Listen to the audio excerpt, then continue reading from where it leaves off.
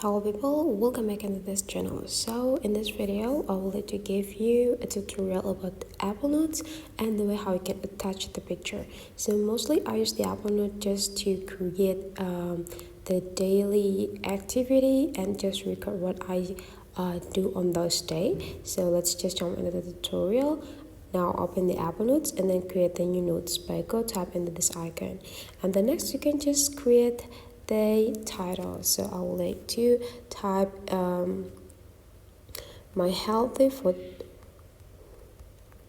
today. You can add the date here, and then you just need to go enter or add a new line. And the next I would like to add or attach the picture. You just need to tap into this camera icon, and then you just need to go click choose photo or video, so it could be opening your photo collection, and then you just need to tap into the picture that you want to add and just tap add.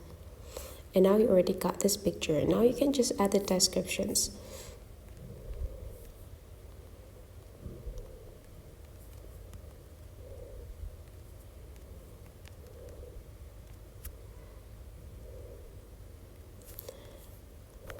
And then you just need to go creating like the